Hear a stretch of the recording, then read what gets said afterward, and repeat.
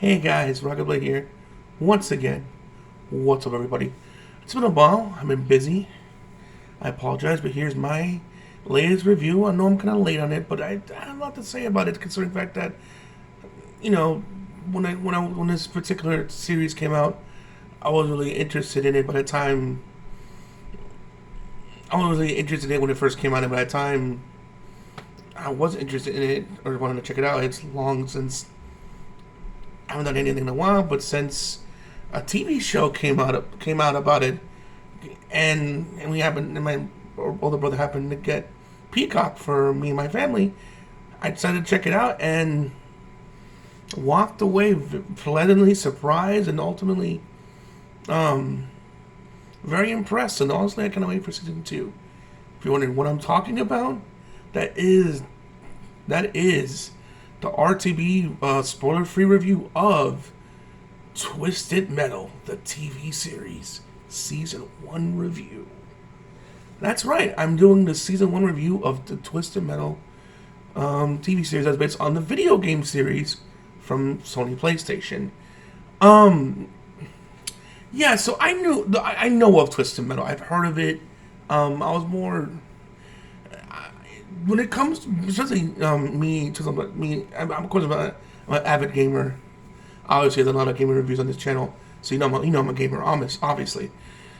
But I was more into first-person shooters or fighting games, or even recently RPGs, but not really into like racing games unless it has the word Mario Kart or Sonic All-Star Racing or the word kart in it. I'm not really interested in it. I'm not really into like the Gran Turismo or Sports Motor or any of the realistic like racers or racers and stuff. It wasn't my cup of tea. But not only I don't think Twisted Metal is even that. I think it's more of just like a race. It's more like a gauntlet. You in your car and you just fight to the death, and whoever wins. I guess whoever wins. Like I said, I don't know too much about the game. I never played it, so by the time I was kind of interested in it, like I said, the PS3 version came out, and then after that, nothing really since beyond that since. So whenever I'm doing a TV series, I'm like, why is Sony doing a TV series on this? I'm like, they haven't done anything with the IP in like since the PlayStation 3 era. They skipped the whole PS4 and Xbox One era was just passed over. Like we heard nothing. And even now with the PS5 and Xbox Series X and Switch era, and soon to be Switch 2 or whatever the new Nintendo console is going to be called. Even now, I haven't heard anything. So maybe because of the success of the show, they might do something. I don't know. I'm sorry. I'm kind of stalling, trying to get to the point. So, what made me check it out ultimately? Because like I said, it was on Peacock. I said, it's there. Let me check it out, see what it's about. Oh man, I'm so glad I did. Anthony McAfee, we already know he does Falcon. He plays Falcon, and he's now Captain America in the great recent Marvel series. Which, by the way, I think they just wrapped up, or soon to be wrapping the Captain America movie, New World Order. They did. Which, fun fact, thanks to this Hot One Challenge thing, where whoever eats the most wings loses. It was Seth Rollins and his wife Becky Lynch. Apparently, Becky revealed a question card that he, of course, refused to answer, because apparently Seth Rollins is going to be a villain in the new Captain America movie that Anthony McAfee is going to get a new Captain America. Seth's going to be the new Captain America movie, and of course, he couldn't answer. Couldn't say anything like that. I mean, the only thing she revealed that he was a villain, but like what type of villain he is and what's his role in the movie. That was the piece of the question, and of course he couldn't answer that. The Disney snipers were like training on Seth. Was like, and then when he ate that wing and said anything, like, all right, never mind, false alarm. He didn't say anything, which of course as I said, I was like, damn it, of course I have to eat the wing. I can't say anything. So Just had to throw that out there. He was amazing. He play and then going back to Anthony, he plays John Doe, because he doesn't remember. All he remembers, based on some flashbacks, that he got into a car accident. Then he has. The only thing he cares about is a picture of his family and a car in his car he drives. He's a milkman that basically does delivery. He's a milkman that basically does deliveries, and he gets paid good money. And this person offered him to stay in this new apocalyptic world of San Francisco. Though inside, it's very nice. All you gotta do is make this milk run for her, and then he'll let him in, but there's only a certain window until it closes, and the deal's no longer valid. So of course he takes the deal. He's kind of. I mean, he could tell he's good at being a milkman, likes the job.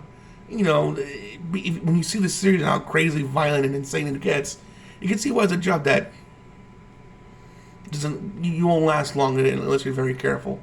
Then he eventually meets up with this woman named Quiet, who was kind of a sassy one at first, but then as the series along, and you think, it's been like an episode or two, and then we're no longer dealing with their. No, she ended up being the part of the Quiet, ended up being part of the whole series. Funny thing is, that's what John Doe calls her, Quiet, and she never reveals her real name, never. All we know her as Quiet. That's it. It's kind of crazy. Hopefully, when season 2 comes around, there's going to be a season 2.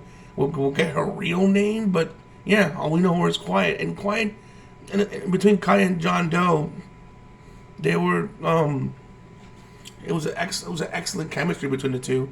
They were funny. They not only had a great comedic duo, but also they had great action scenes together as well. And the stunt driving in the cars were also fantastic. Who else was great? Tom Hayden Church. I don't know if I'm saying his right. I hope I'm saying his name right. He plays this. You know him from playing the Sandman in Spider-Man 3. He plays this crazy, sheriff, cop. He's trying to restore order, but restore the order. But you can tell he's a few screw loose, a few French fries, or as they say, a few French fries short of a full Happy Meal. Kind of like that. You can tell he's something goes in his past. And it's cool. It goes to each character's past, each of the characters' past at some point, how why they're there and how they got to that point. Not right away, but it's done right. It's not overly done. It's it's spammed. One episode they'll kind of focus on one character for a little bit on their past, and the next episode they might focus on another one. Some episodes might not even happen at all. It's there'll be 2-3 episodes, and bam, his character's past, and this and that. So it's one of those things that keeps you on your toes. But still, he did a great job. He's a really underrated actor. Dude is just intense but just funny and I just really enjoyed the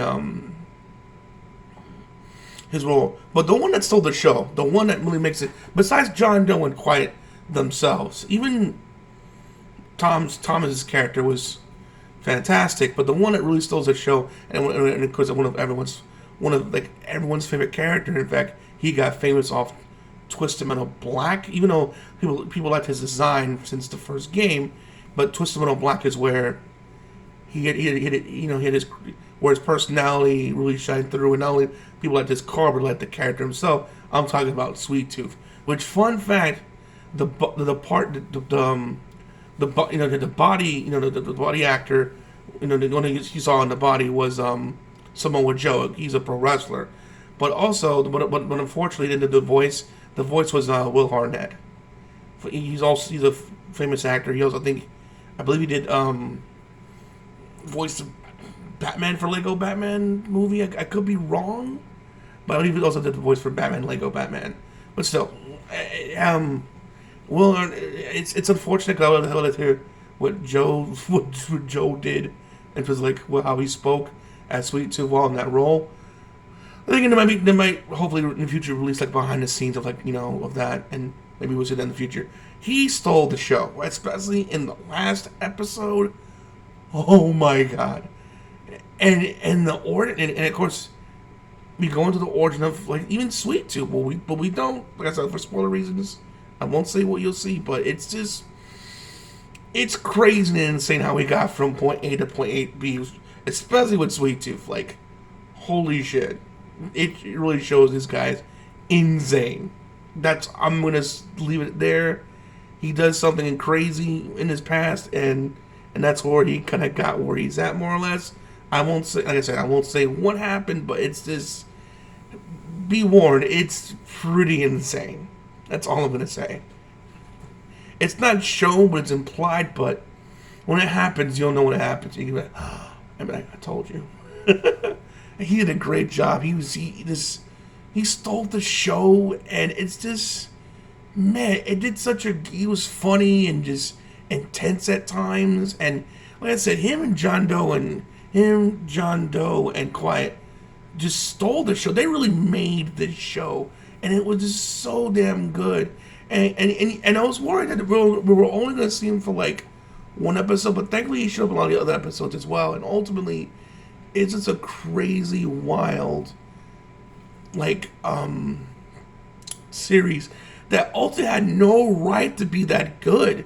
It's crazy how on Peacock they got the Ted series, and it ended up being like so damn good. And now they have Twisted Metal, which I thought was going to be, considering how Halo's not doing too well. I thought look at the Halo treatment. No, these people gave a crap about Twisted Metal, and it was fantastic. And honestly, I cannot wait for season 2. And the good thing about it is, for those of you who are like, you know, don't want to like, not only watch the show, but like play the games, and get into those like Death Race or Death Battle like car match type of games. Thankfully, the PlayStation 5 is selling Twisted Metal 1, 2, and Black. If you're wondering what happened to 3, 3 I heard wasn't made by the original developers. I heard it's god awful. So it's, I mean, for collectors out there who want to buy it, go right ahead, I guess. But it's one of those things like, it's probably too expensive. And again, at the end of the day, just get the good ones. It's just 1, 2, and Black. I heard Black's the best one. That's what I've heard from fans anyway.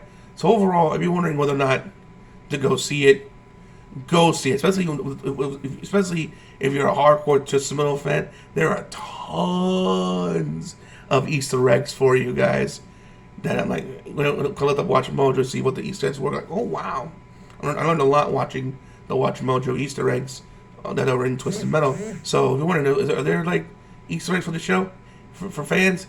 Yes, absolutely. So overall, go see Twisted Metal. It's a violent, crazy, great action, great comedy, great stunts with the cars. It's Twisted Metal, the video game, come to life, and it was done beautifully. It had no right to be that damn good. And yep, here we are, and I cannot wait for season 2. Alright guys, tell me your thoughts in the comment section below. Are you a fan of Twisted Metal? What's your favorite game? What's your first game you ever played, and what's your favorite game in the franchise? And if you did watch the series, what was your favorite episode? Who's your favorite character? And are you interested in season 2? Let me know in the comment section below. Alright guys, I hope you enjoyed the video. As always, please make sure to rate, comment, and subscribe. And as always, RTB signing out. Hope to see you guys again real soon. Peace out. Have a great day.